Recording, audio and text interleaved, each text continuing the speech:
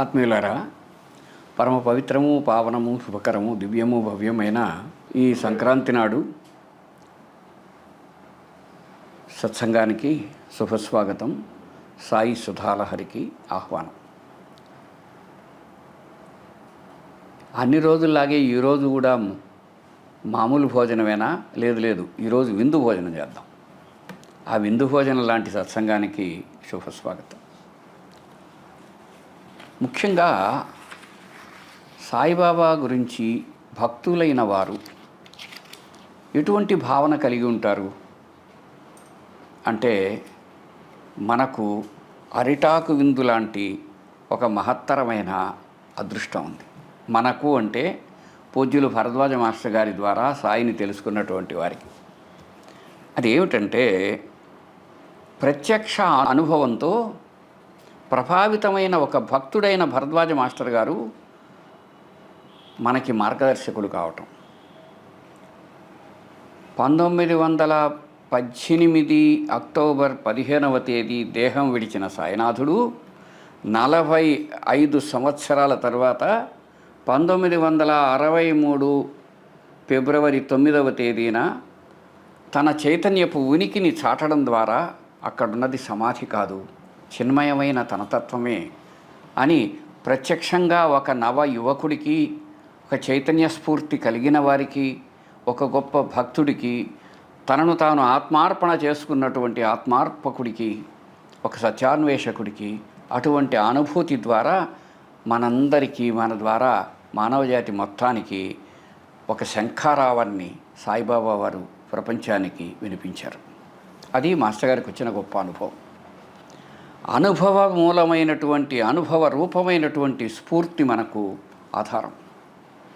సరే, బాగానే ఉంది. భారతదేశంలో మహానుభావుల ఉనికి లాంటి ఉనికి వారిదని ఇక్కడ నిరూపణ అయింది. సరే, ఇకపోతే ఇటీవలి కాలంలోనూ కొంతకాలంగానూ ఏమనుకుంటున్నారు? సాయిబాబా ఎవరు, ఎక్కడి నుంచి వచ్చారు, ఆయన ఊరేంది, ఆయన పేరేంది, ఆయన అందరూ బాబా అన్నారు కదా, అది ఎవరో పిలిస్తే ఆయన పేరు కదా, ఆయన కూడా దాన్నే రూఢి చేశారు, వీళ్ళంతా నన్ను సాయిబాబా అంటారు అని. అంతేగాని ప్రత్యేకమైన పేరు కూడా ఏమీ లేదు. అందరూ పిలిచిన పేరు ఆయన పేరైంది. సర్వవ్యాపకుడు, సర్వమయుడు అయినటువంటి పరమాత్ముడికి ఏది పేరో అదే ఆయన పేరు కూడా. సాయి అంటే సాధు అని, బాబా అంటే తండ్రి అని అయింది. సరే, ఇప్పుడు బాబా ఏ మతం, బాబాది ఏం కులం, బాబాది ఏ ప్రాంతం అని ఎవరైనా కానీ అనుకున్నట్టయితే అవి ప్రశ్నార్థకాలుగానే ఉంటాయి. ఆయన యావత్ జీవితం సుమారు 60 సంవత్సరాలు షిరిడీలో ఉన్నారు. ఆయన ఆ 60 సంవత్సరాలలో ఒక విచిత్రమైన విషయం ఏంటంటే, ఇప్పుడు జనంలో ఉండేటటువంటి అనేక అనుమానాలకు తావే లేదు. దానికి ఇంకా ప్రశ్న అక్కర్లేదు, దానికి జవాబు కూడా అక్కర్లే. ఒకవేళ హృదయంతో, ఆలోచనతో గన చూసినట్టయితే. ఎట్లా అంటే, సాయిబాబా ఇంటికి తలుపులు లేవు, ఆయన బ్రతుకు రహస్యం లేదు. ఆయన ప్రతిదీ పారదర్శకంగా ఉండి తన జీవితాన్ని తన ఉపదేశంగా భావించినవారు, స్ఫూర్తివంతంగా చేసినవారు. కనుక ఆయన ఏం చేశారు? తాను తరుతల వాసిగా ఊరి బయట ఒక వేప చెట్టు కింద అగ్నిహోత్రం వెలిగించుకొని కూర్చున్నాడు. చిన్నపిల్లవాడుగా ఉన్నారు, 16 ఏళ్ళు వయసు. ఆ తర్వాత ఒకరోజు వర్షంలో అలా ఉండిపోతే ఆ ఊరి వాళ్ళు దయామయులై, అరే పసిబిడ్డ ఇలా ఉన్నాడే అని ఆయన్ని తీసుకొచ్చి గుళ్ళో కాకుండా ఆయన వేషభాషలో ఏమిటో చూసి తీసుకొచ్చి ఒక పాడుబడ్డ, ఒకనాడు ఎప్పుడో వదిలివేసిన శిథిలమైన మసీదుకు తీసుకొచ్చి వాళ్ళు కూర్చోబెట్టారు. వాళ్ళ ఉద్దేశం ఏమిటి? ఆయన ఆకృతినో లేకపోతే ఆయన కట్టుకున్న గొడ్డలనో వేటినో చూసి. కానీ సాయి మాత్రం ఏం చేశారు తెలుసా? నిరంతర అగ్నిహోత్రాన్ని వెలిగించారు. నిరంతర అగ్నిహోత్రాన్ని భారతీయ ఋషి తప్ప ఇంకెవ్వరూ చేయరు. యోగులు, ఋషులు, మహాత్ములు తప్ప ఎవరూ చేయరు. తనున్న ఇంటికి ద్వారకామాయి అని పేరు పెట్టాడు. కృష్ణుడు స్థలం ద్వారక. సరే, అంతేకాదు, అక్కడ ఒక తులసి మాతను కూడా ప్రతిష్ఠించాడు. ఆ ఇంటికి తలుపులు లేవు, ఆయన జీవితానికి రహస్యం లేదు. ఎవరైనా రావచ్చు, ఎప్పుడైనా రావచ్చు, ఉండొచ్చు, చూడొచ్చు, వెళ్ళిపోవచ్చు. క్రమంగా అక్కడ నిరంతరము భగవత్ స్మరణాత్మకమైన వాతావరణం ఒకటి ఏర్పడింది. ఒక 4 సార్లు హారతులు, ఇట్లా ఎన్నో కార్యక్రమాలు నిరంతరం జరిగేవి సాయి సమాధిగతులు అయ్యేటప్పటికి. ఇంకో విశేషం ఏంటంటే, ఆయన రోజు విడిచి రోజు ఆయన ఉన్న చోటు నుంచి 4 అడుగుల దూరంలో ఉండే ఒక చావడికి వెళ్ళేవారు. ఆ సమయంలో అతి గొప్ప ఉత్సవం జరిగేది. అదేవిధంగా ఆయన దగ్గర కొన్ని పండుగలు, శ్రీరామనవమి, దత్త జయంతి ఇలాంటివి జరిగేవి. అంతేకాకుండా ఆయన ఒకరోజు జనాలందరూ మర్చిపోయిన గురు పూర్ణిమను జ్ఞాపకం చేశారు. ఆ విధంగా భారతీయ ఋషి స్ఫూర్తికి ఒక నివాళి అర్పించారు. ఆయన భగవద్గీత శ్లోకానికి అర్థం చెప్పారు, ఒక పరమాద్భుతమైన రీతిలో చెప్పారు. అంతేకాదు, ఉపనిషత్తులలో ఒక ఉపనిషత్తుకి వ్యాఖ్యానం చెప్పారు. అది మామూలు వ్యాఖ్యానం కాదు. ఆయన ప్రతి మాటలోనూ బ్రహ్మసూత్రాల యొక్క భావం ఉండేది. ఈ విధంగా సనాతన ఋషి ధర్మానికి చెందిన వారుగా ఆ చుట్టుండే భక్తులందరూ, ముఖ్యంగా అందులో చాలా విశేషంగా చదువుకున్న వారు ఉన్నారు, గొప్ప అధికారులైన వారు ఉన్నారు, సమాజంలో అత్యున్నతమైన వారు ఉన్నారు, అన్ని కులాల వారు ఉన్నారు. బ్రాహ్మణుల నుంచి నిరుపేదల వరకు, కుష్ఠరోగుల వరకు కూడా ఆయన చేత సమాదరించబడ్డవారే. యావత్ సమాజము ఆయన కరుణకు పాత్రమైంది ఆనాడే. ఆనాటి సమాజంలో ఎవ్వరికి అసలు ఈయన ఎవరు ఏమిటని ఇబ్బందే రాలేదు. భక్తి ప్రధానంగా మొత్తం భారతదేశంలో ఉండే మానవులందరికీ మకుటాయమానమైన రీతిలో ఆధ్యాత్మికతను సుశోభితం చేసిన గొప్ప మహర్షి సత్తముడుగా, సద్గురు శ్రేష్ఠుడుగా సాయిబాబా వెలిశారు. అంతేకాదు, తరువాతి తరాలలో ఎప్పుడైనా ఎవరైనా కూడా అవకాశం ప్రశ్నించుకోవటానికి లేకుండా ఉండేటట్టుగా ఆయన ఉన్న కాలంలోనే బూటి అనే ఒక నాగపూర్ కోటీశ్వరుడు ఆయన ఉన్న స్థలంలో ఒక వసతి గృహం నిర్మించుకోవాలని వచ్చాడు. మహారాష్ట్రలో ఒక సంప్రదాయం ఉంది, భజన మందిరాలు నిర్మించడం. ఆ భజన మందిరానికి చుట్టూ గదులు, మధ్యలో ఒక పెద్ద మందిరం. ఆ మందిరంలో మురళీధరుడి గుడిలాగా చేసి అక్కడే నిరంతరం నామము స్మరణము జరగాలి అని చెప్పి మురళీధరుడి యొక్క గుడి ప్రారంభించారు. అది బాబాయే ప్రారంభించారు. తర్వాత ఆయన చిట్ట చివరి ఏమన్నారు, నన్ను తీసుకెళ్ళి అదిగో ఆ రాతి మేడలో ఆ మురళీధరుడి పాదపీఠం దగ్గర ఈ దేహాన్ని ఉంచమని చెప్పారు. దేహం విడిచేశారు. అంటే ఆయన ఏం చెబుతున్నారు, ఉన్నంతకాలేమో పాడుబడ్డ ద్వారకామాయిలో ఉన్నారు, అగ్నిహోత్రం వెలిగించి ఉన్నారు. దేహం విడిచిన తరువాత చిన్మయుడై ఆయన ఏమన్నారు, మురళీధరుడి పాదపీఠం దగ్గర ఎవరైతే భగవద్గీత బోధించారో ఆ సత్పురుషుడైనటువంటి, మన జాతి వీరుడైనటువంటి భగవానుడైన కృష్ణ పరమాత్ముడి సాన్నిధ్యమే ఈనాటి ఆయన సమాధి మందిరమైంది. అక్కడి నుంచి సర్వజీవులను, సమస్త లోకాలను ఆయన తనదైన రీతిలో ఆశీర్వదిస్తూ ఉన్నారు. భక్తులకు అటువంటి అనుభవం ఇస్తూ ఉన్నారు, తాను అక్కడ ఉన్నానని. ఆ అనుభవమే మన ఈ సత్సంగానికి కూడా కారణమైందని ఇంతకుముందు చెప్పుకున్నాం కదా. సరే, బాగానే ఉంది. అంతేకాదు, ఆయన దగ్గరకు పోయిన వాళ్ళు ఎవరికి కాలక్షేపం ఏది పెడితే చేయటానికి లేదు. 4 సార్లు హారతులు ఉంటాయి. నిరంతరం అక్కడున్నవాడు ఏదో ఒక పనిలో ఉండాలి. సాధనో, సత్సంగమో, స్మరణమో, పారాయణమో, పనో, సేవో ఏదో ఒకటి చేయాలి. ఖాళీ ఉండకూడదు. పని చెయ్యి, దేవుడి నామం ఉచ్చరించు, సద్గ్రంథాలు చదువు, ఖాళీగా మాత్రం ఉండకు. అది ఆయన ప్రబోధం. ఎవరు ఏ ఏ దేవతలను ఏ విధానంగా ఎలా ఏం చేసినా సరే అవన్నీ ఆయనకు సమ్మతమే. ఉత్తమమైన దేన్ని కాదనరు, ఉత్తమం కాని దేన్ని కూడా ఆయన ఒప్పుకోడు. ఆ రోజుల్లో కుష్ఠరోగం అంటే భయపడి చచ్చే రోజుల్లో కుష్ఠరోగం అన్ని కుష్ఠరోగాలు అంటురోగం కాదని ఆయనకు తెలుసు. అందుకని కొంతమందిని ఆయన సమాదరించి, ఆయన సమాదరణ వల్ల వాళ్ళకు పూర్తిగా రోగం తగ్గిపోయి ఆయన దగ్గర ఉండటం చాలామంది చూశారు కూడా. ఆ విధంగా ఒక అభ్యుదయ మానవ సంకేతంగా ఆయన నిలబడ్డారు. సరే, ఇవన్నీ ఎలా ఉన్నా సాయిబాబా గురించి కొంతమందిలో ఇటీవలి కాలంలో మళ్ళీ ఏమైపోయింది తెలుసా, బాబా అస్సలు ఎక్కడ పుట్టారు ఏమిటని చిలవలు పలవలు చేశారు. బాబా ఎప్పుడూ చెప్పలేదు. ఆయన చెప్పంది, రూఢిగా తెలియంది వీటి విషయాలు మనం ఆ విధంగా ఏదో ప్రయత్నించి వాళ్ళు చెప్పారు వీళ్ళు చెప్పారని నిర్ణయించకూడదనేది భరద్వాజ మాస్టర్ గారి భావం. సరే, వారి భావానికి నమస్కరించి, సరేనండి, ఇప్పుడు అందరూ అంటున్నారు సాయిబాబా ముస్లిమా, సాయిబాబా హిందువా, సాయిబాబా ఏ మతం ఏది అని. మరి అప్పుడు ఆనాటి మనుషులే కాకుండా బ్రిటిష్ వాళ్ళు ఉన్నారుగా, బ్రిటిష్ వాళ్ళు ఏమన్నారు? సాయిబాబా గురించి ఏమన్నా అన్నారా? వాళ్ళకి ఎంతసేపు భారతీయుల తప్పులు ఎతకడమే వాళ్ళ దృష్టి. అలాంటి వాళ్ళు ఏమన్నారో తెలుసుకుంటే బాగుండదా?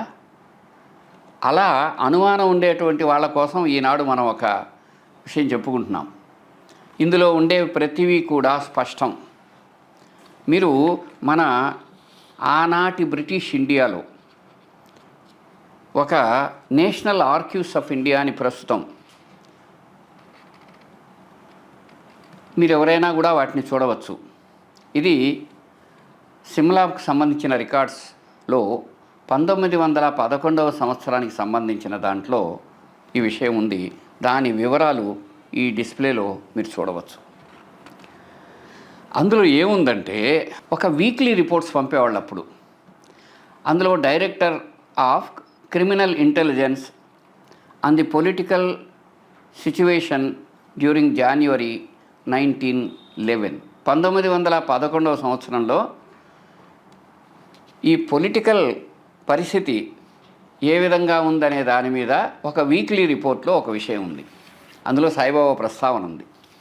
అందులో 9వ పాయింట్లో అహ్మద్నగర్ అని రాసి దాంట్లో ఏం చెప్పున్నారంటే, ఇంగ్లాండ్ నుంచి ఒక అతను వచ్చాడు, అతను జిఎస్ కపర్దే, అతనికి అమరావతి అని మనం అంటాం కదా, ఆమ్రోటి అంటారు, ఆ ప్రాంతానికి చెందినవాడు. తన కుమారుడైన బాలకృష్ణతో కలిసి వచ్చి ఆయన ఏం చేశాడంటే, కోపర్గాం తాలూకాలో అహ్మద్నగర్ జిల్లాలో ఒక సిరిడి అనే దగ్గర ఉండేటువంటి ఒక ఫకీర్ని కలవడానికి వెళ్ళాడు.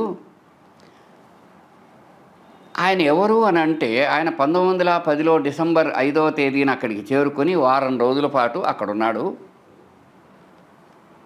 అని ఒక రిపోర్టు పెట్టారు. అందులో ఏం చెప్పారు తెలుసా? అక్కడ ఉండేటటువంటి సాధువు ఫకీర్ ఒక 70 సంవత్సరాల వృద్ధుడు, సుమారు 30-35 సంవత్సరాల క్రితం షిరిడీకి వచ్చి అక్కడే ఉంటున్నాడు.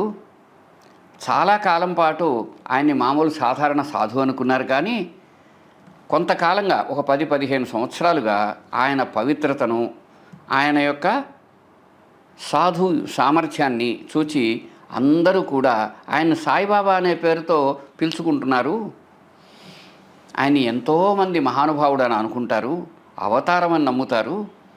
కానీ ముస్లింలు కూడా ఆయన అనుసరిస్తారు, కానీ ఆయన అనుచరులలో ముస్లింలు తక్కువ ఉన్నారు.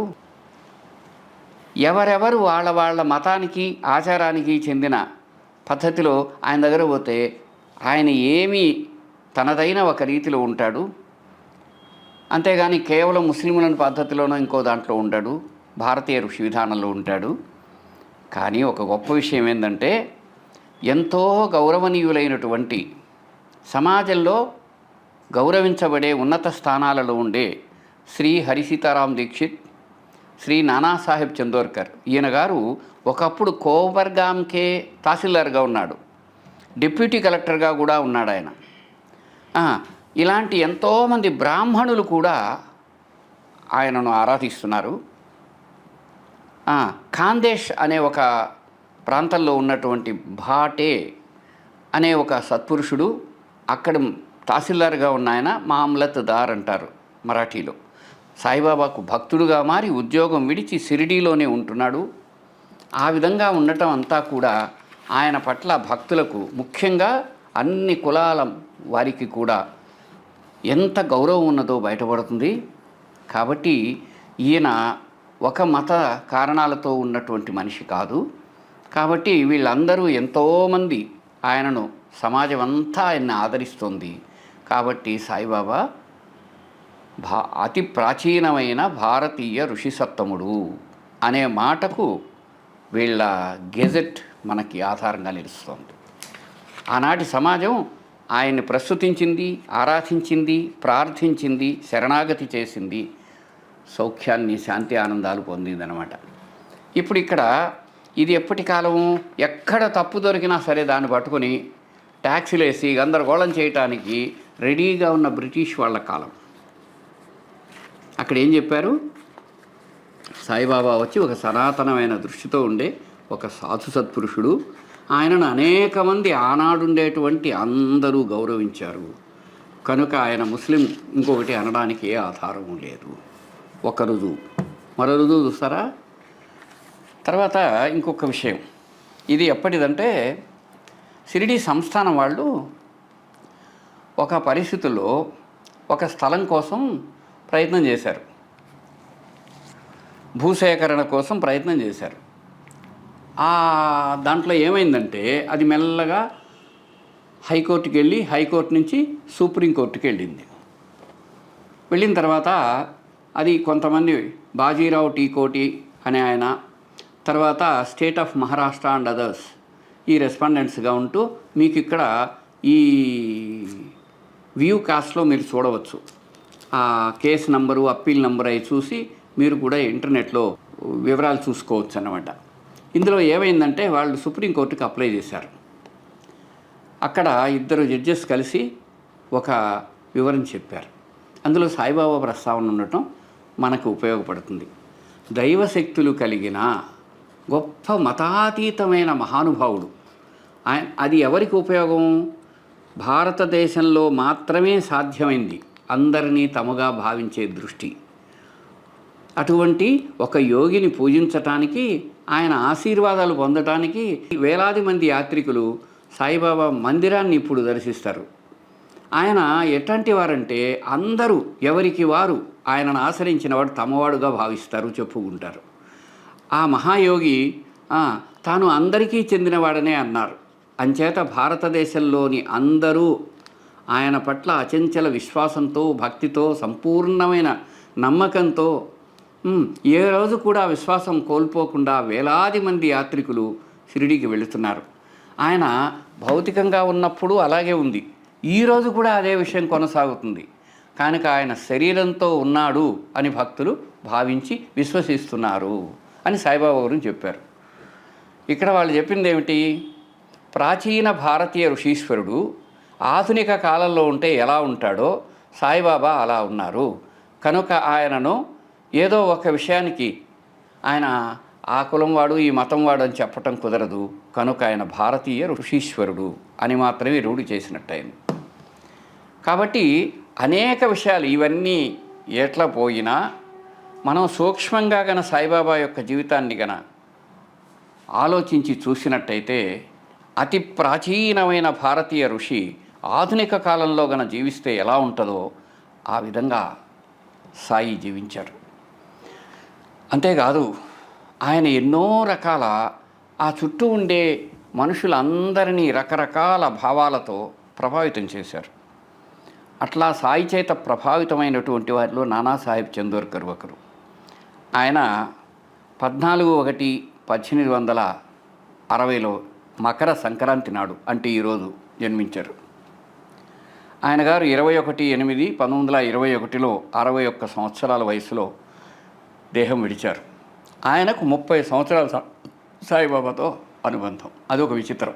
అక్కడ కులకర్ణి అని షిరిడీలో ఒక కరణం ఉండేవాడు. ఆయన షిరిడీ వాళ్ళు ఎవరైనా బయట వెళ్ళేటప్పుడు బాబాకి దండం పెట్టి విభూతి పెట్టుకుని వెళ్ళేవారు. వచ్చేటప్పుడు ఆయనకు నమస్కరించి ఇంట్లోకి వచ్చేవారు. అట్లా పోయేటప్పుడు ఒకసారి జమాబందీకి పోతున్నాను అన్నాడు. అప్పుడు అక్కడ తహసీల్దార్గా నానాసాహెబ్ ఉన్నారు.